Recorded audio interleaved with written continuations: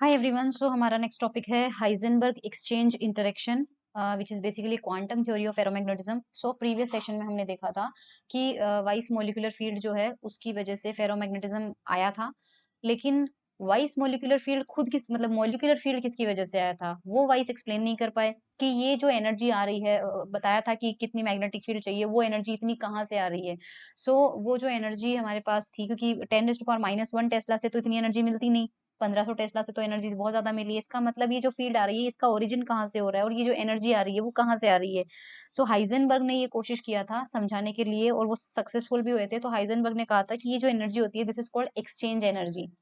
इसलिए ये जो एक्सचेंज इंटरेक्शन उन्होंने बताया था वो एक्सचेंज इंटरेक्शन समझते हैं कि क्या होता है और इसकी वजह से कैसे एनर्जी आती है।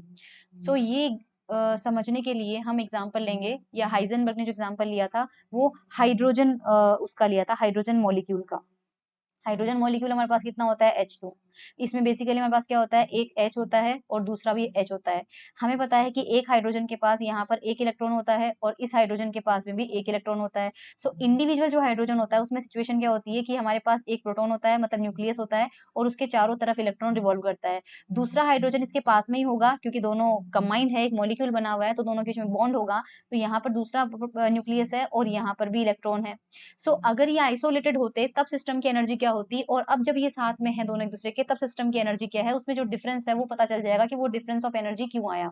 तो यहाँ पर अगर अपन ध्यान से देखें तो इनकी एक पिक्चर ड्रॉ करते हैं, इनकी एक पिक्चर ड्रॉ करते हैं। देखो हम क्या करेंगे, इस पहले हाइड्रोजन के न्यूक्लियस को नाम दे देते हैं ए और इसको नाम दे देते हैं बी। इलेक्ट्रॉन में इसको नाम दे देते हैं 1 और इसको नाम दे देते हैं 2, सो दैट हमें इंटरेक्शन पता रहेगा कि इंटरेक्शन में जो टर्म लिख रही हूँ वो किस किस के बीच में इंटरेक्शन हो रहा है, दोनों न्यूक्लियस के बीच में, दोनों इलेक्ट्रॉन के बीच में, पहला इलेक्ट्रॉन पहला न्यूक्लियस, दूसरा इलेक्ट्रॉन दूसरा न्यूक्लियस, या पहला इलेक्ट्रॉन दूसरा न्यूक्लियस या दूसरा इलेक्ट्रॉन पहला न्यूक्लियस। ये इतने टाइप के इंटरेक्शन हमारे पास मौजूद है।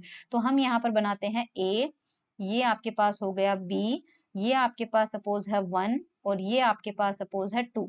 तो यहाँ पे आपके पास क्या हो रहा है, 1 और 2 के बीच की जो डिस्टेंस है मान लीजिए ये है r12, which is the distance between these two electrons, दोनों इलेक्ट्रॉनों के बीच की दूरी है। ये आपके पास मान लीजिए RA1 है, पहले इलेक्ट्रॉन की खुद के न्यूक्लियस से दूरी। दूसरे इलेक्ट्रॉन की खुद के न्यूक्लियस से दूरी कितनी है, RB2। दोनों न्यूक्लियस की आपस में डिस्टेंस कितनी है, RAB। पहले वाले की दूसरे के न्यूक्लियस से कितनी डिस्टेंस है, RB1। और दूसरे इलेक्ट्रॉन की पहले वाले न्यूक्लियस से जो डिस्टेंस है, सपोज दिस इज RA2।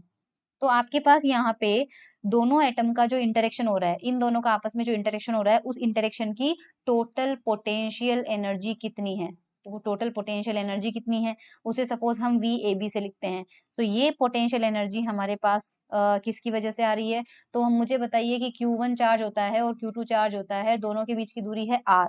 तो पोटेंशियल एनर्जी कितनी होती है, KQ1Q2/R, यही होती है हमारे पास। यहाँ सारे चार्जेस सेम है, मैग्नीट्यूड सबका सेम है, क्योंकि इलेक्ट्रॉन के ऊपर चार्ज कितना होता है, -E। और यहाँ पर जो न्यूक्लियस है वो हाइड्रोजन का न्यूक्लियस है जिसमें सिर्फ एक प्रोटॉन है, तो उसका चार्ज कितना हो जाएगा, +E। तो अगर यहाँ पे दोनों इलेक्ट्रॉन है तो मैं दोनों इलेक्ट्रॉन केस में देख रही हूँ, दोनों इलेक्ट्रॉन के लिए हमें एनर्जी कितनी मिलेगी, हमें एनर्जी मिलेगी K -E कितना हो जाएगा, E² जो भी इनकी डिस्टेंस आएगी ये। तो सबके अंदर एक तो K कॉमन रहेगा और एक E² कॉमन रहेगा। तो सबसे पहले देखो इंटरेक्शन पोटेंशियल एनर्जी कितनी है, मैं रेड से ही लिख रही हूँ। सबसे पहले दोनों न्यूक्लियस के बीच की देखो, ये ए जो न्यूक्लियस है इसके पास पॉजिटिव चार्ज है और बी न्यूक्लियस के पास पॉजिटिव चार्ज है, तो एनर्जी कितनी मिलेगी हमें, KE²/RAB। फिर हम दोनों इलेक्ट्रॉन की बात कर लेते हैं, दोनों का नेगेटिव चार्ज है तो पॉजिटिव एनर्जी आएगी, रिपल्शन हो जाएगा और वो आ जाएगा R12। अब जितने भी टर्म आएंगे उन सब में नेगेटिव साइन होगा, क्यों, पहला इलेक्ट्रॉन और पहला न्यूक्लियस, इसके ऊपर चार्ज नेगेटिव इसके ऊपर चार्ज पॉजिटिव, तो माइनस का KE²/RA1। ठीक है। इसी तरह से इस न्यूक्लियस बी को ले लो और पहले वाले इलेक्ट्रॉन को ले लो, तो इसकी वजह से एनर्जी कितनी आ जाएगी, माइनस का KE²/RB1। इसी तरह से माइनस का KE²/RA2 एंड माइनस का KE²/RB2। ये देखो मैंने सबके पॉसिबल इंटरेक्शन कर लिए, तो सबसे हमें कॉमन क्या मिल रहा है, के की वैल्यू रखते हैं 1/4πε0, E² भी सब में से कॉमन आ रहा है, and we are getting 1/RAB plus 1/R12 minus 1/RA1 minus 1/RB1 minus 1/RA2 minus 1/RB2। ये हमारे पास एनर्जी हो जाएगी total potential energy due to interaction of atom, दोनों का आपस, क्योंकि जाहिर सी बात अगर इंटरेक्शन नहीं होता तो इसमें से कौन कौन से टर्म हट जाते। अगर ये आइसोलेटेड होता, ये आइसोलेटेड होता, तो इसका इलेक्ट्रॉन इसके न्यूक्लियस के साथ इंटरेक्ट क्यों करता, पास में ही नहीं होता ना, दोनों बहुत दूर दूर होते। जैसे हीलियम गैस होती है, हीलियम गैस में क्या होता है, एक हीलियम का एटम दूसरे हीलियम से बहुत दूर होता है, सो इसका इलेक्ट्रॉन उसके न्यूक्लियस के साथ अट्रैक्शन फोर्स क्यों फील करेगा। तो काफी टर्म जीरो हो जाते अगर इंटरेक्शन नहीं होता। तो कौन कौन से जीरो हो जाते, ये नहीं मिलता हमें, क्योंकि दोनों के न्यूक्लियस आपस में बहुत दूर दूर होते हैं। ये नहीं मिलता हमें, ये नहीं मिलता हमें, सिर्फ ये एक मिलता, मतलब पहले इलेक्ट्रॉन का पहले न्यूक्लियस से दूसरे और ये नहीं मिलता हमें, ये हमें नहीं मिलता, और ये मिलता। सिर्फ इस इतने एक्सप्रेशन में हमें सिर्फ दो टर्म मिलते अगर इन एटम का आपस में इंटरेक्शन नहीं होता तो। लेकिन इंटरेक्शन होने की वजह से हमें क्या मिल गया यहाँ पे, इतने टर्म। तो पहले यही माना जाता था कि ठीक है, अभी कंप्लीट हमें इंटरेक्शन मिल चुका है, अब और कोई एनर्जी बाकी नहीं रही है। लेकिन बाद में एक थ्योरी आई, एक थ्योरी है जो हम एमएससी फिजिक्स में पढ़ेंगे, तो अभी मैं डिटेल से नहीं बताऊंगी। हिटलर लंदन थ्योरी होती है हमारे पास, Heitler London theory. Heitler London theory ये कहती है कि जो हमारे पास total energy of the system होगी हाइड्रोजन मॉलिक्यूल के लिए, हम किसकी बात कर रहे हैं, हाइड्रोजन मॉलिक्यूल या H2 की बात कर रहे हैं। तो टोटल एनर्जी जो होगी, total energy of the system, system का मतलब ये जो मॉलिक्यूल है, वो उन्होंने बोल दिया था कि ये जो एनर्जी है वो लिखी जाएगी के प्लस माइनस जेई के एक्सप्रेशन में, जहां पर के क्या है, coulomb energy, coulomb interaction energy, और जेई क्या है, एक्सचेंज इंटीग्रल, एक्सचेंज इंटीग्रल, इसके करस्पॉन्डिंग एनर्जी भी पता चलेगी। अब ये क्या डिफरेंस है, ये नई चीज क्या आ गई। एक्चुअल में पहले बोला था कि यार इतने सारे टर्म लिख लिए, अब क्या बचा है, अब ये एनर्जी रख लो, इससे ज्यादा एनर्जी नहीं मिलेगी, यही मिलेगी आपको, जितने टर्म मिलने थे मिल गए। तो ये जो लिखी है ये तो सिर्फ कूलम इंटरेक्शन है। कूलम इंटरेक्शन क्यों बोला, क्योंकि जो के Q1 Q2 upon R square वाला फॉर्मूला है वो कूलम ने दिया था। तो अगर के Q1 Q2 upon are energy जैसा दिखने वाला कोई एनर्जी आएगी तो वो कूलम एनर्जी होगी। और ऐसी एनर्जी जो ऐसी पिक्चर में नहीं लिखी जाएगी, इस फॉर्मूले से अलग होगी, उसे हम कोई और नाम देंगे, नाम बाद में बताऊंगी।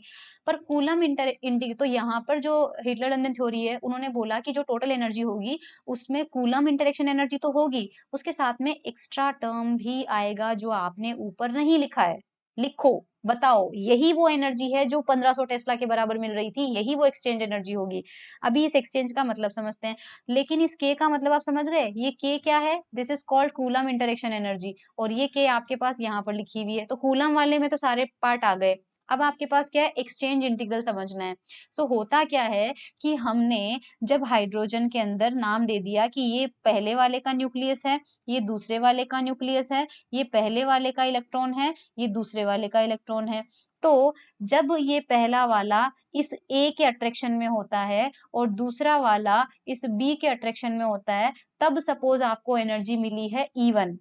लेकिन इलेक्ट्रॉन बहुत आइडेंटिकल होते हैं, और जब हाइड्रोजन का मॉलिक्यूल बनता है तो नॉर्मली हम 9th-10th में क्या समझते आए थे कि दो हाइड्रोजन है, दोनों के बीच में बॉन्ड बन रहा है और इलेक्ट्रॉन की शेयरिंग हो रही है। अगर इलेक्ट्रॉन की शेयरिंग हो रही है तो आपको पता नहीं चलेगा कब पहला वाला इलेक्ट्रॉन अपने न्यूक्लियस को छोड़ के दूसरे वाले के पास चला गया और दूसरे वाले का इलेक्ट्रॉन पहले वाले के पास आ गया। मतलब ये कहना चाहती हूँ कि अगर ये इलेक्ट्रॉन अपनी जगह चेंज करके यहाँ चला जाए और दूसरा वाला जो है इस पहले वाले की जगह आ जाए, तब भी हमें तो ऐसा लगेगा कि सिस्टम में कोई चेंज नहीं हुआ है, सिस्टम तो पहले जैसा ही है। लेकिन नहीं, हमें पता है कि चेंजेस तो हुए हैं। ये इलेक्ट्रॉन अब यहाँ नहीं है, यहाँ चला गया, और दूसरा वाला इलेक्ट्रॉन जो कि पहले वहां था अब यहाँ पे आ गया।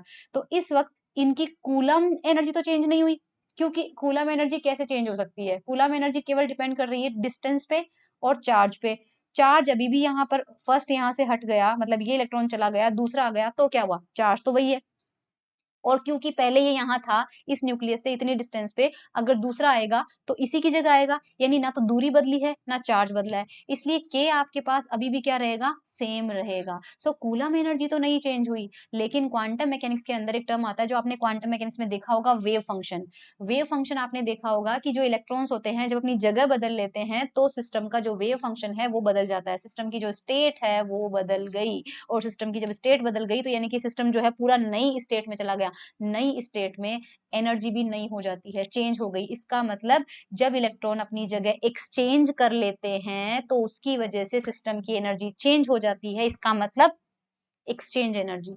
So this term is called, बात हालांकि इसका जो डिटेल है बड़ा ही कॉम्प्लिकेटेड है, तो अगर आपने फिजिक्स में एमएससी करोगे तो आपको पढ़ने को मिलेगा। अभी के लिए आप इतना समझ लीजिए कि ये सिचुएशन में क्या हो रहा है कि जब इलेक्ट्रॉन अपनी जगह एक्सचेंज कर लेते हैं तो उसकी वजह से एनर्जी होती है, that is called exchange energy, और यही जिम्मेदार होती है उस मोलिकुलर फील्ड का।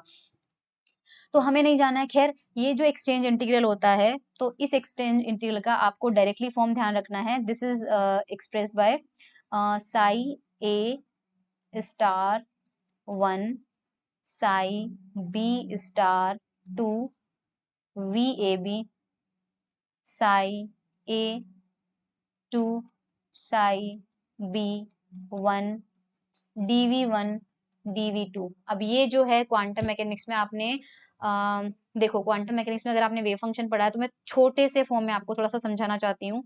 जब ए के पास पहला इलेक्ट्रॉन था और बी के पास दूसरा इलेक्ट्रॉन था, ये सिस्टम की एक स्टेट थी, और इस वक्त का जो वेव फंक्शन लिखा गया वो हम ऐसे लिखेंगे, साई के नीचे ए लगाएंगे और ब्रैकेट में 1। इसका ये मतलब है कि ए न्यूक्लियस के पास में पहला इलेक्ट्रॉन है और बी न्यूक्लियस के पास में दूसरा इलेक्ट्रॉन है।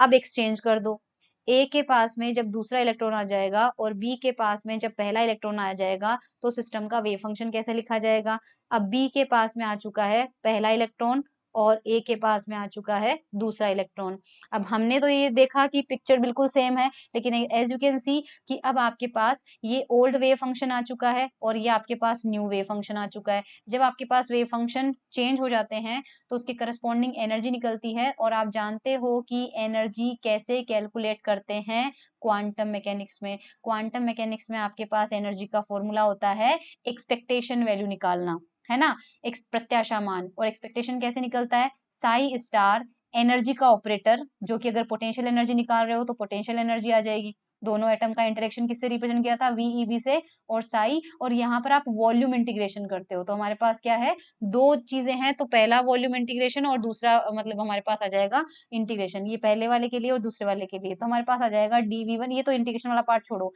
ये देखो, ये हमारे पास क्या है, जो भी आपके पास मान लीजिए ओल्ड वेव फंक्शन है और ये आपके पास क्या है, न्यू वेव फंक्शन है। सो ओल्ड वेव फंक्शन हमारे पास क्या था, ये रहा साई ए1 साई, तो इसके ऊपर स्टार लगेगा, तो देखियो साई ए1 है और बी के पास 2 है, तब ये स्टार लग गया।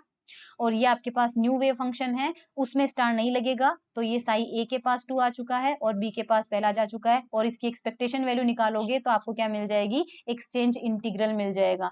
सो ये जो एक्सचेंज इंटीग्रल है, यहाँ पे हमने यहाँ पर एक्सचेंज किया है, लेकिन जो एक्सचेंज एनर्जी का फॉर्मूला होता है, जो एक्सचेंज इसके करस्पॉन्डिंग ये जो इंटीग्रेशन आया है, इसके करस्पॉन्डिंग जो एक्सचेंज एनर्जी दी जाती है, एक्सचेंज एनर्जी का फॉर्मूला आपको ध्यान रखना है, ई एक्स से हम लिखेंगे, और ये एक्सचेंज एनर्जी होती है -2 S I vector dot S J vector, जहां पर आपके पास आई और जे क्या है, ये है आईएथ एटम और जेथ एटम के बीच में उनका स्पिन में कपलिंग हो रही है, क्योंकि स्पिन पार्ट भी है, आईएथ एटम का स्पिन है, जेथ एटम का स्पिन है, तो उनके स्पिन का भी इंटरेक्शन होगा, तो स्पिन भी इन्वॉल्व है। इसलिए अब इसका डेरिवेशन हमारे फिलहाल बीएससी के तो सिलेबस में नहीं है, तो जब एमएससी करेंगे तब आपको इसका भी डेरिवेशन मिल जाएगा। अभी के लिए आपको डायरेक्टली बस एनर्जी एक्सचेंज का फॉर्मूला ध्यान रखना है। कोई आईएथ और जेएथ, जैसे मैंने हाइड्रोजन के 2 एटम लिए, तो पहले एटम को आप आईएथ एटम मान लीजिए, दूसरे को आप जेएथ एटम मान लीजिए, ठीक है। तो हमारे पास इन दोनों का जब इंटरेक्शन होगा तो एक्सचेंज एनर्जी का फॉर्मूला ये होगा। इस फॉर्मूले में एसआई क्या है, आईएथ एटम का स्पिन वेक्टर है, जे क्या है, जेएथ एटम का स्पिन वेक्टर है, जेई क्या है जो ऊपर समझा दिया है, और इन दोनों से हमें एक्सचेंज एनर्जी मिल जाएगी। अब हमें देखना है, तो अब हिटलर लंदन ने बोला था कि जो एनर्जी होती है वो होती है के प्लस माइनस जेई। अब कब प्लस आना है कब माइनस आना है वो देखते हैं। तो फेरोमैग्नेटिज्म के केस में, फेरोमैग्नेटिक मटेरियल्स के केस में आपके पास क्या होता है, जब मैग्नेटाइज्ड होता है मटेरियल, क्या है, मैग्नेटाइज्ड, जब मैग्नेटाइज्ड होगा तब आपके पास जो एनर्जी दी जाती है वो दी जाती है K माइनस JE से। और जब नॉन मैग्नेटाइज्ड होगा, नॉन मैग्नेटाइज्ड होगा, तब आपके पास जो एनर्जी आएगी वो होगी K प्लस JE से।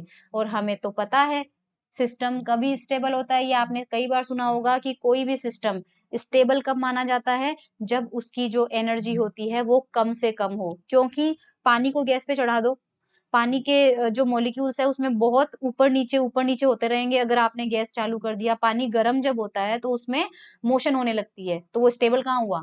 लेकिन वो बिल्कुल ठंडा होके, जितना ज्यादा ठंडा पानी होगा वो उतना ज्यादा स्टेबल रहता है। तो जब एनर्जी होती है किसी सिस्टम के पास तो वो उसकी स्टेबिलिटी खराब करती है। इसका मतलब अगर किसी सिस्टम को स्टेबल होना होता है तो उसकी एनर्जी कम से कम होगी।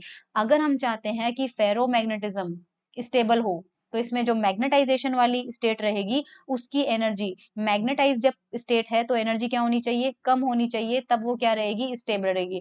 तो अगर मैग्नेटाइज केस में एनर्जी है K माइनस JE और नॉन मैग्नेटाइज्ड है K प्लस JE, तो फॉर स्टेबिलिटी, स्टेबिलिटी और वो स्टेबिलिटी किस में होनी चाहिए, मैग्नेटाइज में। क्योंकि सिस्टम हमेशा, देखो सिस्टम हमेशा ऐसी तरफ भागता है, ऐसी तरफ भागता है जहां उसकी एनर्जी डिक्रीज हो। सो हम हमारे पास K माइनस JE की वैल्यू जाहिर सी बात है K प्लस JE से कम होगी। और क्योंकि हमारे पास ये एनर्जी डिक्रीज है, कम है, तो जो मैग्नेटाइज स्टेट होगी वो क्या होगी, ज्यादा स्टेबल होगी। और फेरोमैग्नेटिक मटेरियल अपने आप स्टेबल बना रह जाएगा, क्योंकि उसको पता है कि अगर उसको स्टेबिलिटी मिल रही है मैग्नेटाइज रहने में, तो वो मैग्नेटाइज ही रहेगा। इसलिए हमारे पास ये एनर्जी होती है। एक चीज आपको ये समझानी थी इसमें, एक चीज आपको ये समझानी थी हमारे पास कि जो इन जनरल, इन जनरल, हाँ छोड़ो इसको, आपको कंफ्यूज नहीं करती हूँ। अब एक ग्राफ समझो, एक ग्राफ समझो, JE और RAB अपॉन R0, इसके बीच में एक ग्राफ ड्रॉ किया जाता है और वो ग्राफ कुछ इस तरह से आता है। ठीक है, ये पॉइंट आता है क्रोमियम के लिए, ये पॉइंट आता है आपके पास मैग्नीज के लिए, ये आपके पास आता है गैडोलीनियम के लिए, ये आपके पास आता है आयरन के लिए, ये पॉइंट आपके पास आता है कोबाल्ट के लिए, और ये पॉइंट आपके पास आता है निकल के लिए। इस ग्राफ को बहुत अच्छे से समझिएगा। एक्चुअल में when RAB upon R0 is greater than 3, जब इसकी वैल्यू 3 से ज्यादा हो जाती है, then we get JE is equals to positive. JE की वैल्यू पॉजिटिव आएगी अगर RAB अपॉन R0 की वैल्यू 3 है। तो मैं समझाती हूँ अभी इस ग्राफ का, आप बस मेरी लाइनें ध्यान से सुनो। ये RAB अपॉन R0 है, ये पॉइंट इसका मतलब 3 है, क्योंकि इसके ऊपर, इसके आगे जाते ही, 3 से ज्यादा जाते ही आपके पास ग्राफ पॉजिटिव हो गया। और ये ग्राफ किसका है, JE का है। सो JE की वैल्यू आपके पास किसके लिए मिल रही है, पॉजिटिव। एक तो GD के लिए मिल रही है, FE के लिए मिल रही है, CO के लिए मिल रही है, NI। इसका मतलब इन चारों के लिए RAB अपॉन R0 की वैल्यू क्या है, 3 से ज्यादा है। क्रोमियम और मैग्नीज के लिए आपके पास JE की वैल्यू क्या मिल रही है, नेगेटिव, क्योंकि इनके लिए RAB अपॉन R0 की वैल्यू क्या है, 3 से कम है। अब इसका क्या मतलब है, एक्चुअल में आपके पास जो RAB है वो तो आपको पता है क्या है, वो दोनों न्यूक्लियस के बीच की डिस्टेंस है, या फिर दोनों जो एटम्स हैं, उन कोई भी दो एटम होंगे जिनका इंटरेक्शन हो रहा होगा, उन दोनों एटम के जो न्यूक्लियस होंगे उनके बीच की दूरी होगी RAB। और R0 क्या है, R0 जो इलेक्ट्रॉन्स उनके चारों तरफ चक्कर काट रहे हैं उनकी रेडियस है। जैसे कि मान लीजिए ये A न्यूक्लियस है, ये B है, तो ये डिस्टेंस तो आपके पास हो गई आर ए बी। अब एक इलेक्ट्रॉन यहाँ है जो इस ए का चक्कर काट रहा होगा मान लीजिए, तो इसकी जो रेडियस होगी वो क्या होगी आपके पास आर नोट होगी। तो यहाँ पे आपके पास क्या है कि जो इलेक्ट्रॉन है उसकी जो रेडियस है वो तो आपके पास आर नोट होगी, और आर ए बी क्या होगी, दोनों के न्यूक्लियस के बीच की डिस्टेंस। तो अगर ये जो रेशो है, ये रेशो जब 3 से ज्यादा हो जाता है, 3 से ज्यादा हो जाता है, तो उनके लिए जेई की वैल्यू क्या आ जाती है, पॉजिटिव आ जाती है। और ध्यान रहे जब भी आपके केस में ये वैल्यू जब पॉजिटिव आएगी, so the elements whose are A B upon R naught is slightly greater than 3, 3 से ज्यादा होते ही have the capacity to get magnetized. उनके लिए अगर ये पॉजिटिव आ गया, जेई की वैल्यू इन सबके लिए देखो कंडीशन क्या होगी, R A B upon R naught की वैल्यू 3 से ज्यादा आते ही जेई की वैल्यू क्या हो जाएगी, पॉजिटिव। और जैसे ही जेई की वैल्यू आपके पास पॉजिटिव आ जाएगी, तो जिनके लिए भी जेई की वैल्यू पॉजिटिव होगी वो सब क्या रखते हैं, मैग्नेटाइज्ड होने की कैपेसिटी रखते हैं। तो हमारे सामने जो ग्राफ है और मैं पूछूं कि कौन मैग्नेटाइज होने की कैपेसिटी रखेगा, स्पॉन्टेनियस मैग्नेटाइज होने की, तो आप बोलोगे G D F E C O N I. मैं पूछूंगी क्यों, तो आप कहोगे क्योंकि उसके लिए R A B upon R naught की वैल्यू 3 से ज्यादा है। तो मैं पूछूंगी उससे क्या हुआ, तो आप कहोगे कि उससे जेई की वैल्यू पॉजिटिव आ गई, और मैग्नेटाइज होने के लिए हमारे पास मैग्नेटाइज स्टेट में जेई की वैल्यू क्या होनी चाहिए, पॉजिटिव होनी चाहिए। तो मैं इस पूछूंगी इसका मतलब क्रोमियम मैग्नीज जो है उन वो मैग्नेटाइज नहीं होंगे, तो आप कहोगे नहीं होंगे। तो एक्चुअल में क्रोमियम मैग्नीज तो मैग्नेटाइज नहीं होंगे, लेकिन जो अलॉय, अलॉय का मतलब होता है दो मेटल्स को मिक्स करके बनाना। तो अगर मैग्नीज और क्रोमियम की कुछ अलॉयज होती है, जैसे कि एग्जांपल ले लीजिए MnAs।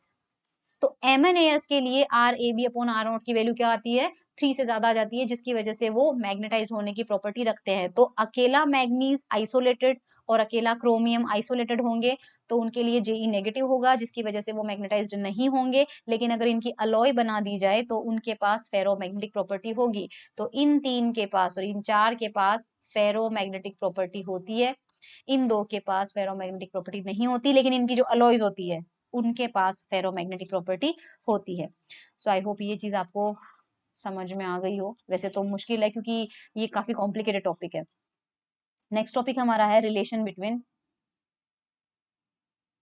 Exchange integral J E and Weiss constant lambda. ये जो हेडिंग है वो आप बुक से पढ़ लीजिएगा। जेई यहाँ पे एक्सचेंज इंटीग्रल है और वाइस कांस्टेंट है लेमडा। हमें इन दोनों के बीच में रिलेशन निकालना है।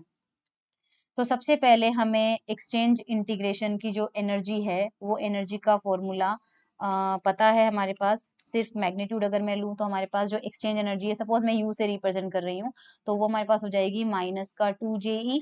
और क्या था हमारे पास, ऊपर आपके पास है ith एटम का और jth एटम का स्पिन वेक्टर का dot product.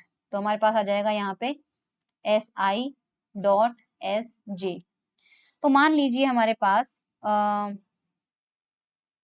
Suppose we have there are number of nearest neighbours of ith atom is Z। मतलब मान लीजिए आपके पास ith एटम यहाँ पे रखा हुआ है, ये रहा, और इसके पास में ना सिर्फ एक एटम है बल्कि इसके पास में इक्वल डिस्टेंस पे कितने एटम है, Z एटम है।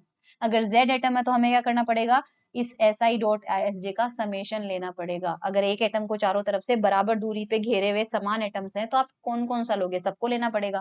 तो ऐसी सिचुएशन में हमारे पास समेशन लग जाएगा और साथ में आपके पास क्या आ जाएगा, Z भी लेना पड़ेगा। तो -2 इंटू Z से मल्टीप्लाई हो जाएगा और JE आ जाएगा। और अब आपके पास SI.SJ में सपोज स्पिन, क्योंकि वेक्टर क्वांटिटी ले ली, सो वेक्टर क्वांटिटी में आपको क्या लेना पड़ेगा, X component, Y component, Z component. तो आप यहाँ पे करोगे ith एटम का एक्स कंपोनेंट तो आप एज इट इज लिखोगे, लेकिन जो जे है, अब क्योंकि जे एटम ये भी हो सकता है, ये भी हो सकता है, ये भी हो सकता है, ये भी हो सकता है, ये भी हो सकता है, क्योंकि सबका लेना है आपको, इसलिए हम क्या ले लेते हैं, जेथ एटम जो है उसके ऊपर एवरेज का साइन लगाएंगे। ये एवरेज का साइन ith पे नहीं लगा है क्योंकि उसके अकेले की लोकेशन फिक्स है, लेकिन जो J है क्योंकि वो अलग अलग एटम जा रहे हैं, Z नंबर ऑफ एटम्स है, बहुत सारे हैं, तो हमें सबका क्या लेना पड़ेगा, एवरेज लेना पड़ेगा।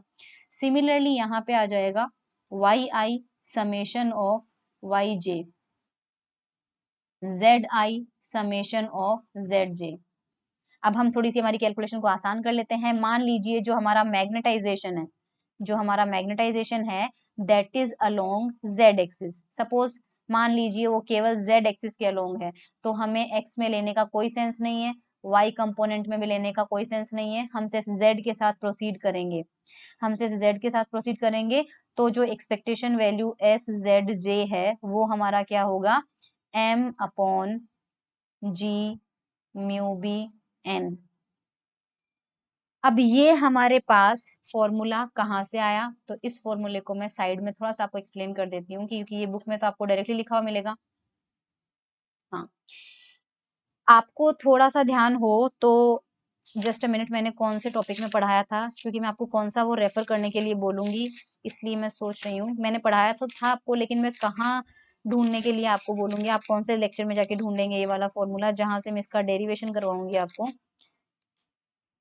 अम्म,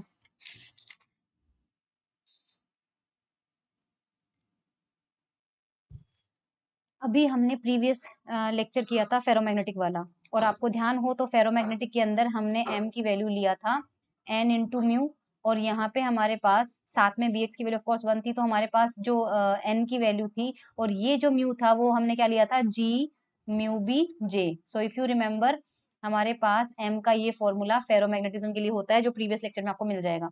एनीवेज, अगर हमारे पास m की वैल्यू ये है, और मैंने आपसे ये भी समझा दिया था प्रीवियस लेक्चर में कि फेरोमैग्नेटिज्म के लिए जो जिम्मेदार होता है वो होता है एस वेक्टर, यानी कि स्पिन मोशन जिम्मेदार होती है, ऑर्बिटल मोशन नहीं। तो अगर हम इस एल को अवॉइड कर दें, एल को जीरो मान लें, तो मेनली हमारा जो जे होगा वो किसकी वजह से होगा, स्पिन की वजह से होगा।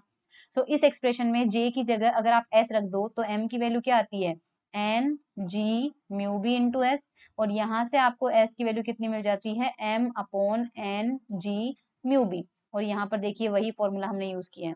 तो एस जेड जो है वो हमारे पास कितना आ जाएगा, M upon G mu B N. So I hope ये आपको समझ में आ गया। नाउ हमारे पास ये वैल्यू जो है हम पुट कर देते हैं यहाँ पे, तो हमारे पास u की वैल्यू क्या आ जाएगी, सो u की वैल्यू हमारे पास आ जाएगी माइनस का 2z जे ई एस जेड आई, और साथ में था एक्सपेक्टेशन वैल्यू ऑफ f, उसकी जगह आ जाएगा m upon G mu B and n। ये हमारे पास u की वैल्यू आ जाएगी। अब हमें क्या करना है, इसको भूल जाओ, अब इस इक्वेशन को छोड़ दो, ये हमारे बाद में काम आएगी। नाउ हमें पता है कि जो अंदर मैग्नेटिक एनर्जी होती है, तो अगर कोई म्यू मैग्नेटिक मोमेंट वाला एटम बी मैग्नेटिक फील्ड में रखा है, तो उसकी जो मैग्नेटिक पोटेंशियल एनर्जी जो होती है वो हमें पता है, यू इज इक्वल टू कितनी होती है, माइनस का mu vector dot B vector, ये होता है करेक्ट। तो हम इसे लिख सकते हैं माइनस का, हमारे पास आईएथ एटम रखा हुआ है, तो आईएथ एटम रखा हुआ है तो उसका मैग्नेटिक मोमेंट कितना है, मान लीजिए म्यू आई है, और वो किस में रखा हुआ है, किसकी मैग्नेटिक फील्ड में रखा हुआ है, अपने चारों तरफ के जो मॉलिक्यूल्स हैं वो जो मैग्नेटिक फील्ड जनरेट कर रहे हैं उसमें रखा हुआ है। और फेरोमैग्नेटिज्म वाले केस में ये जो मैग्नेटिक फील्ड होती है वो कौन सी होती है, मॉलिक्यूलर मैग्नेटिक फील्ड होती है, तो ये किस में रखा हुआ होगा, बीएम में रखा हुआ होगा। डॉट हटा के मैंने डायरेक्टली म्यू आई इसलिए लिख दिया है क्योंकि फेरोमैग्नेटिज्म के अंदर जो डायरेक्शन आपकी बी की होगी वही डायरेक्शन में मैग्नेटिक मोमेंट होते हैं, सारे पैरेलल होते हैं, तो थीटा सबके लिए जीरो आ जाएगा। और इसकी वैल्यू बीएम की वैल्यू हमने फेरोमैग्नेटिज्म वाले केस में देख लीजिएगा, बीएम हमारे पास कितना था, mu not lambda into M, क्योंकि हमने देखा था एच एम की वैल्यू हमारे पास थी, वो कितनी थी हमारे पास, लेमडा इंटू एम थी, और इसके करस्पॉन्डिंग जो बी एम है वो कितना होता है, mu naught into H M होता है। सो यहाँ पे आ जाएगा म्यू नॉट लेमडा इंटू एम। एक्सटर्नल फील्ड हमने जीरो कर दी है क्योंकि हम स्पॉन्टेनियस मैग्नेटाइजेशन देखना चाह रहे हैं, इसलिए हमारे पास बी एम आ जाएगा। सो और सिर्फ मॉलिक्यूल के अंदर की मैग्नेटिक फील्ड ही तो हम देखना चाह रहे हैं, मॉलिक्यूलर फील्ड, तो वो हमारे पास ये वैल्यू आ जाएगी करेक्ट। तो यहाँ से हमारे पास माइनस का म्यू आई म्यू नॉट लेमडा एम आ चुका है।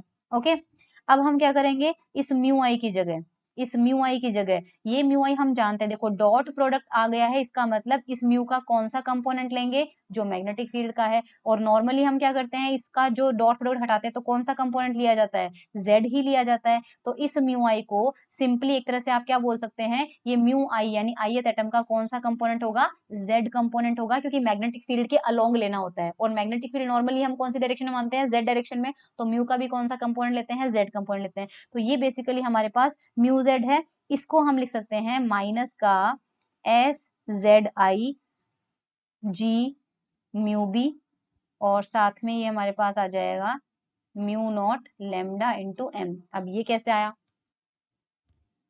तो ये अभी थोड़ी देर पहले देखो, अभी ऊपर आप देखो यहाँ पे क्या लिखा हुआ है।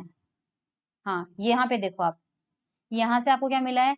एस जेड का फॉर्मूला होता है M upon G mu B N. एक मिनट, है ना, एस जेड का फॉर्मूला होता है M upon G mu B into N. ये m बाई एन बेसिकली क्या है? हम जानते हैं m की मैक्सिमम वैल्यू कितनी होती है? n इंटू म्यू होती है। तो यहाँ से m बाई एन, यहाँ से m बाई एन को आप क्या लिख सकते हैं? म्यू लिख सकते हैं। तो इसको अगर म्यू लिखें तो म्यू अपॉन जी म्यू भी हो जाएगा, और इधर आ जाएगा एस जेड। तो जो म्यू की वैल्यू है वो कितनी हो जाएगी? जी म्यू बी एस जेड। तो यहाँ पर ये जो म्यू है, इसकी जगह हमने क्या लिखा? एस जेड इंटू जी म्यू बी। ये रहा एस जेड इंटू जी म्यू बी, ये हमने पुट कर दिया इसकी जगह, क्योंकि यहाँ पे क्या आ रहा था? म्यू आ रहा था। सो आई होप ये भी आपको समझ में आ चुका है, राइट? तो कंपेयरिंग इक्वेशन 9 एंड 10, बाप रे, हमारे पास इक्वेशन नंबर कौन सी है? इसको दो एक तो, राइट? तो this is equation number star. तो हमें दो इक्वेशन कंपेयर करनी है, वो कौन कौन सी है मैं बता देती हूँ। एक तो ऊपर हमने यू का फॉर्मूला निकाला, ये रहा, ये भी एनर्जी है, इधर भी हमने एनर्जी निकाली। तो दोनों क्या होने चाहिए? सेम होने चाहिए हमारे पास। तो दोनों को इक्वेट कर देते हैं। तो 2z, मैं कलर बार बार मैं इसलिए चेंज करती हूँ ताकि हमें कंफ्यूजन हो। S Z I M upon G mu B N, ये तो ऊपर वाले इक्वेशन से मिला था, और यहाँ से हमें मिला है नेगेटिव के साथ में, और यहाँ से हमें मिला है माइनस का S Z I G mu B mu not lambda M. इन दोनों को सॉल्व करेंगे, नेगेटिव नेगेटिव कैंसिल आउट हो जाएगा, और जेड की वैल्यू निकालेंगे तो वो आप खुद देख लीजिएगा, mu naught N G square mu B square lambda upon 2z। ये हमें यहाँ पर जेई की वैल्यू मिलेगी। ओके, जेई की वैल्यू मिलेगी। नाउ नाउ प्रीवियस सेशन में फेरोमैग्नेटिज्म वाले टॉपिक में देखना, टीसी की वैल्यू हमें मिली थी, क्रिटिकल टेम्परेचर का एक फॉर्मूला मिला था, चेक कर लीजिएगा प्रीवियस लेक्चर में जाके। Lambda mu naught N G square mu B square J J plus 1 upon 3k, ये हमें टीसी का फॉर्मूला मिला था। एक बार मैं भी कंफर्म कर ही लेती हूँ, क्योंकि हमें मिला तो था लेमडा म्यू नॉट। हाँ, आपको थोड़ा सा देखने में दिक्कत आएगी इसलिए बता देती हूँ। जो फेरोमैग्नेटिज्म में आपको टेम्परेचर मिलेगा, टीसी मिलेगा, वो ये मिलेगा, lambda mu not upon 3k N mu square J plus 1 upon J, ये मिलेगा। तो आप सोचोगे ये कैसे आया? तो ध्यान रखना, हमने फेरोमैग्नेटिज्म वाले केस में जो म्यू है उसकी वैल्यू मानी थी जी म्यू बी जे। तो जब ये म्यू की वैल्यू जी म्यू बी जे आप यहाँ रखोगे, तब आपको ये जो टीसी है उसका ये फॉर्मूला मिलेगा। तो म्यू स्क्वायर यहाँ रख के करना, तब टीसी आपको मिल जाएगा। So in terms of J E, तो इन दोनों को आपस में डिवाइड कर दीजिए। J E upon T C is equals to ये क्वांटिटी डिवाइडेड बाय ये क्वांटिटी। दोनों इक्वेशन को डिवाइड कर दीजिए, जो टर्म्स कैंसिल आउट हो रहे हैं उनको कैंसिल आउट कीजिए, और जेई बाय टीसी आपको मिलेगा 3k 2z जे जे प्लस 1। ये आपको यहाँ पर मिल जाएगा इस तरह से, ठीक है? ये आप सॉल्व करके देख लेना, बुक में लिखा हुआ है तो डेफिनेटली सही होगा। बाकी जो टर्म्स, बाकी सारे टर्म्स आपके पास कैंसिल आउट हो जाएंगे, दिख भी रहे हैं काफी टर्म्स कैंसिल आउट हो रहे हैं। तो जेई की वैल्यू आपके पास ये मिल जाती है। नाउ हमें रिलेशन किसने में निकाला था? जेई एंड लेमडा में। हमने हेडिंग क्या डाली है कि जेई एंड लेमडा में रिलेशन निकालना है, उस पर भी आ जाते हैं, कोई टेंशन नहीं है हमारे पास। आई गेस लेमडा भी कैंसिल आउट हो जाएगा क्या यार? हाँ, ये रिलेशन मिल चुका है, देखो ये इतना ही है, लेमडा में तो ये रिलेशन मिल चुका है। ब्लैक से करती हूँ यार, ये रहा, ये आपको जेई एंड लेमडा में रिलेशन दे रहा है। तो अगर एग्जाम में आता है तो आप यहीं तक छोड़ सकते हैं, आप यहीं तक छोड़ सकते हैं। This is the required relation between J E and lambda, जो कि हमने हेडिंग डाली है। आगे हम थोड़ा सा एक और फॉर्मूला डिराइव कर रहे हैं, जेई और टीसी में रिलेशन निकालना चाह रहे हैं। ओके, आगे हम जेई और टीसी में रिलेशन निकालना चाह रहे हैं। तो देखो, मैंने कहा था कि फेरोमैग्नेटिज्म के केस में जो एल होता है उसका रोल ज्यादा नहीं होता है, तो हम इसको इग्नोर करते हैं। तो जे की वैल्यू सिंपली किसके इक्वल हो जाएगी? एस के इक्वल हो जाएगी। तो ये जो एक्सप्रेशन है उसमें क्या मिल जाएगा हमें? J E is equals to 3k, T C को मैं राइट हैंड साइड में ले जा रही हूँ, 3k TC upon 2z S into S plus 1। तो ये भी एग्जाम में पूछा जा सकता है, ये भी एग्जाम में पूछा जा सकता है, तो दोनों ध्यान रखिएगा। अब इसके अंदर also for simple cubic ferromagnetic material. अगर कोई फेरोमैग्नेटिक सब्सटेंस आपके पास ऐसा है जिसकी स्ट्रक्चर सिंपल क्यूबिक है, तो चैप्टर 1 देखिएगा। इस सॉलिड स्टेट फिजिक्स में सबसे स्टार्टिंग में मैंने क्रिस्टल स्ट्रक्चर पढ़ाया था, और उसमें से सिंपल क्यूबिक होता है। ये जेड क्या है? जेड वो होते हैं, जेड नंबर कौन सा लिया था?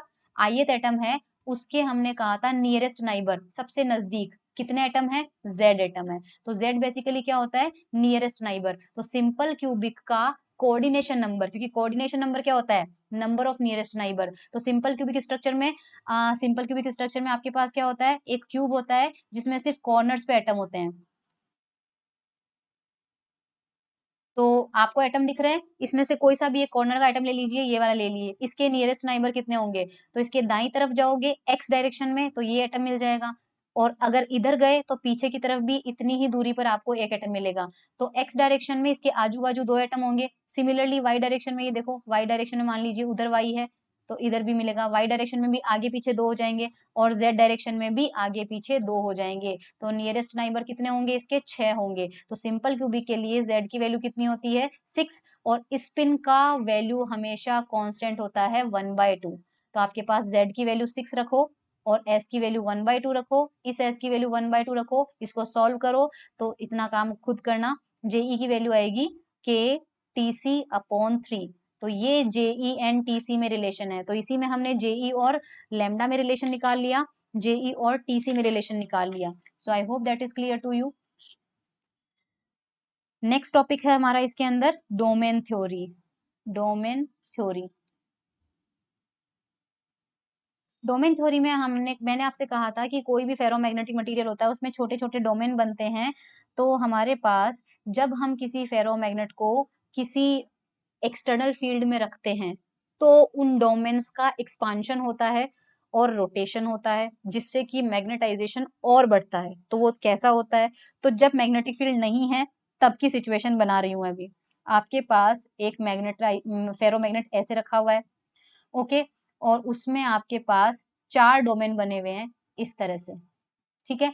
पहला डोमेन है जिसमें स्पिन इस डायरेक्शन में है, दूसरा डोमेन आपके पास है इस डायरेक्शन में, तीसरा डोमेन आपके पास है इस डायरेक्शन में, और चौथा डोमेन आपके पास इस डायरेक्शन में। तो आप देख सकते हैं कि अगर मैं इन सब का वेक्टर एडिशन करूं, तो जितने राइट साइड में एरो जा रहे हैं उतने ही लेफ्ट में 0, जितने अप हैं उतने ही डाउन है 0। तो ये आपके पास अनमैग्नेटाइज्ड है, अनमैग्नेटाइज्ड है, लेकिन कहने में हर डोमेन के पास में क्या है? मैग्नेटाइजेशन है। तो सबसे पहले जब हम इसको मैग्नेटिक फील्ड में प्लेस करेंगे, और मान लीजिए हमारे पास जो मैग्नेटिक फील्ड अब लगाते हैं वो वर्टिकल डायरेक्शन में है, इस वर्टिकल डायरेक्शन वाली मैग्नेटिक फील्ड में जब इस फेरोमैग्नेट को रखेंगे, तो होगा क्या कि वो डोमेन जिसमें वाकई में मैग्नेटिक फील्ड जिसका खुद का मैग्नेटाइजेशन जो आपने फील्ड लगाई है उस डायरेक्शन में हो। तो अगर मैं आपसे नंबर पूछूं, तो सपोज ये मेरा फर्स्ट नंबर का डोमेन है, ये सेकंड का है, ये थर्ड का है, ये फोर्थ का है, तो आप मुझे बताइए कि जो एक्सटर्नल फील्ड है उसके मैचिंग में, मैचिंग मतलब उसी की डायरेक्शन में कौन सा डोमेन है? फर्स्ट है? नो। सेकंड है? नो। थर्ड है? नो। फोर्थ? यस, क्योंकि फोर्थ का मैग्नेटाइजेशन ऊपर है, और मैग्नेटिक फील्ड भी अब आप ऊपर लगा रहे हो। तो होगा क्या कि इस मैग्नेटिक फील्ड में जो फोर्थ वाला मैग्नेट डोमेन है उसकी दीवारें क्या होगी? एक्सपांड होगी, उसका एरिया क्या होगा? एक्सपांड होगा। तो पिक्चर कैसी बनेगी? अब पिक्चर आपके पास ऐसी बनेगी,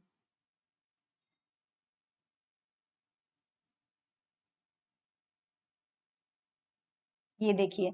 इसमें अब क्या हो रहा है? ये इस डायरेक्शन वाला जो मैग्नेटाइजेशन है वो बढ़ गया है, और अभी भी इस डायरेक्शन वाला इतना ही है, और इस डायरेक्शन वाला सिकुड़ गया है, और ये आपके पास इस डायरेक्शन वाला है।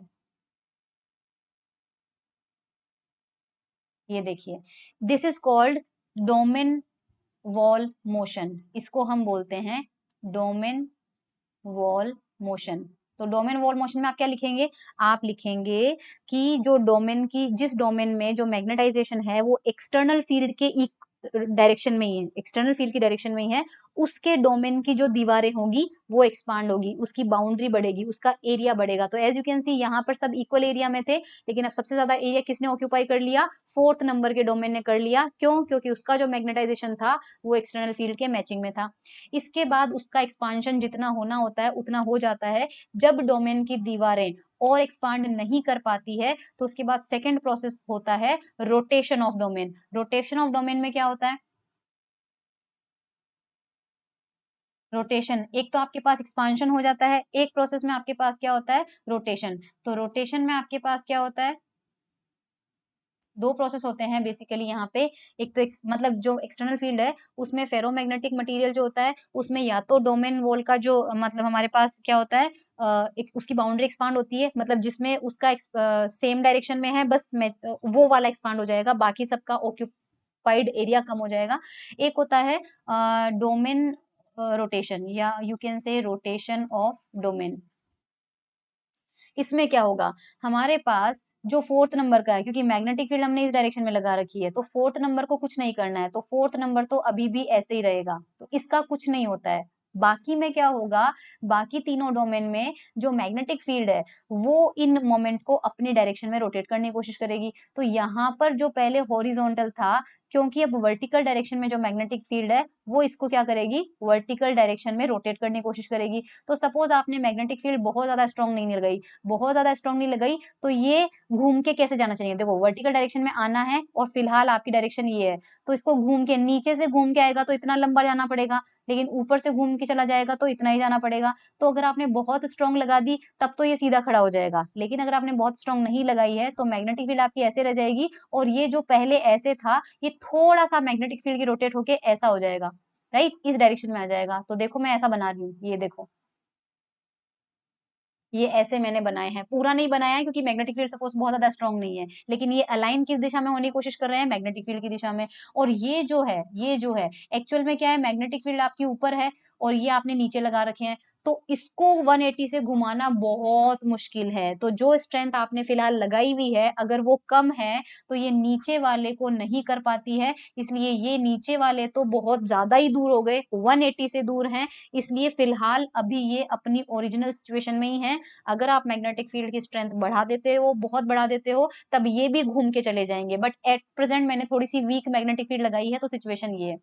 नीचे वाला क्या है, नीचे वाले का सिचुएशन देखते हैं, तो मैग्नेटिक फील्ड हमारे पास ऊपर है और नीचे वाले डोमेन में जो मैग्नेटिज्म है वो इधर है, तो अगर ये इधर घूम के जाएंगे तो इन्हें बहुत ज्यादा ट्रेवलिंग करनी पड़ेगी, तो ये इधर रोटेट होंगे। और इधर रोटेशन के अंदर क्या होगा, मैंने आपसे पहले ही बताया था कि अगर स्ट्रेंथ कम है तो ये ज्यादा से ज्यादा यहाँ आ सकता है, पूरा नहीं जाना है, इधर आ सकता है, तो देखो इस डायरेक्शन में बना दो, ये देखो। तो ये जो है सारे डोमेन जो है यहाँ पर किसी की वॉल का एक्सपेंशन नहीं हुआ है, सब डोमेन का एरिया सेम है, लेकिन जो पास वाले डोमेन है वो रोटेट होके मैग्नेटिक फील्ड की डायरेक्शन में आने की कोशिश कर रहे हैं, तो this is called domain wall motion and this is called rotation of domain. I hope आपको समझ में आ चुका है। हाँ, नाउ हमारे पास एक टर्म नेक्स्ट टॉपिक है, last topic of this chapter, magnetostriction. Magnetostriction, चुंबकीय विरूपण। तो जैसे हमारे पास आपने इलेक्ट्रिक फील्ड के केस में पढ़ा होगा डाइलेक्ट्रिक क्या होते हैं। सो डाइलेक्ट्रिक मटेरियल को जब किसी इलेक्ट्रिक फील्ड में रखते हैं तो उसकी जो लेंथ होती है वो हल्की सी चेंज हो जाती है, इंक्रीज या फिर डिक्रीज हो जाती है, बट चेंज हो जाती है। बिल्कुल वैसे ही जब फेरोमैग्नेटिक मटेरियल को किसी मैग्नेटिक फील्ड में रखते हैं, किसी मैग्नेटिक फील्ड में रखते हैं, तो उनकी लेंथ जो हो जाती है उसमें चेंज हो जाता है, and this process is called magnetostriction, चुंबकीय विरूपण। आई बात समझ में? मैग्नेटिक फील्ड में रखने से फेरोमैग्नेटिक मटेरियल्स की जो लेंथ होती है उसमें चेंज हो जाता है, हालांकि ये चेंज बहुत छोटा होता है लेकिन फिर भी होता तो है। तो this property of magnetic materials is called magnetostriction, ठीक है। और कितना चेंज हो रहा है वो कहलाता है हमारा कोफिशिएंट ऑफ मैग्नेटोस्ट्रिक्शन। अब इसको आपको क्या समझना है, इसका जो ग्राफ है वो आपके पास दे तो रखा है। सो एक ग्राफ है इसका, वो ग्राफ देख लो, पूछा जाएगा तो आपको कई बार छोटा सा पूछा जाएगा। सो ये जीरो है, जीरो मतलब ओरिजिनल लेंथ होगी आपकी। तो आयरन के लिए ग्राफ कुछ इस तरह से आता है, एंड कोबाल्ट के लिए ग्राफ इस तरह से आता है, निकल के लिए ग्राफ इस तरह से आता है। तो दिस इज फॉर निकल, this is for cobalt and this is for iron. क्या है इसके एक्स और वाई में, एक्स एक्सिस में है अप्लाइड मैग्नेटिक फील्ड जो हम लगाएंगे, एच काफी होती है, इंटू 10⁵, मतलब जो भी वैल्यू रखेंगे 1 2 3 4 5, ये 1 है, 2 है, 3 है। यहाँ पे हमारे पास जीरो से नीचे का ग्राफ बन रहा है, केवल आयरन में जीरो से ऊपर बन रहा है, एंड जो वाई एक्सिस पे है वो हमारे पास है लेमडा एम। ये लेमडा एम वाइस कांस्टेंट नहीं है, बल्कि ये है कोफिशिएंट ऑफ मैग्नेटो स्ट्रिक्शन, मतलब ये इसका कोफिशिएंट बताएगा। इस कोफिशिएंट की वैल्यू ज्यादा होने का मतलब है ज्यादा चेंज आ रहा है, कम होने का मतलब है कम चेंज आ रहा है। सो ये है मल्टीप्लाई बाय 10⁻⁻6 मीटर, तो माइक्रोमीटर के रेंज में चेंजेस होंगे। लेकिन ग्राफ के जो शेप हैं और इन सब के बारे में, वैल्यूज में बारे क्या पता चल रहा है, देखो। तो नॉर्मली ऐसा देखा गया है कि जब एच की वैल्यू, मैग्नेटिक फील्ड जो है वो स्ट्रांग है, मान लीजिए स्ट्रांग है, सो स्ट्रॉन्ग मैग्नेटिक फील्ड में हमारे पास क्या हो रहा है, सारे जितने भी निकल कोबाल्ट आयरन, तीनों टाइप के जो हमने फेरोमैग्नेट लिए हैं, सब में क्या हो रहा है, कॉन्ट्रेक्शन हो रहा है। जब एच की वैल्यू स्ट्रॉन्ग है तो सब में क्या हो रहा है, लेंथ में कॉन्ट्रेक्शन। कॉन्ट्रेक्शन का मतलब लेंथ घटना।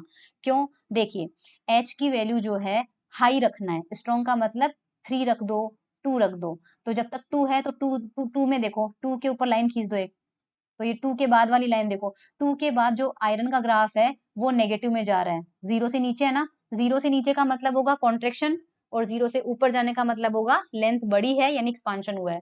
तो अगर 2 से ऊपर जाते हो यानी इधर हमारी हाई मैग्नेटिक फील्ड है, इधर हमारी लो मैग्नेटिक फील्ड है। हाई मैग्नेटिक फील्ड में आयरन का ग्राफ भी नीचे है, मतलब इसमें क्या हो रहा है, कॉन्ट्रेक्शन, इसकी लेंथ घट गई। कोबाल्ट का तो पूरा जो ग्राफ है वो पूरा ही क्या हो रहा है, नीचे है, कॉन्ट्रेक्शन। और निकल का भी क्या है, कॉन्ट्रेक्शन हो रहा है, क्योंकि आपका सारा तीनों के ग्राफ क्या बन रहे हैं, जीरो वाली लाइन के नीचे बन रहे हैं। कब बन रहे हैं, जब एच की वैल्यू बहुत हाई है।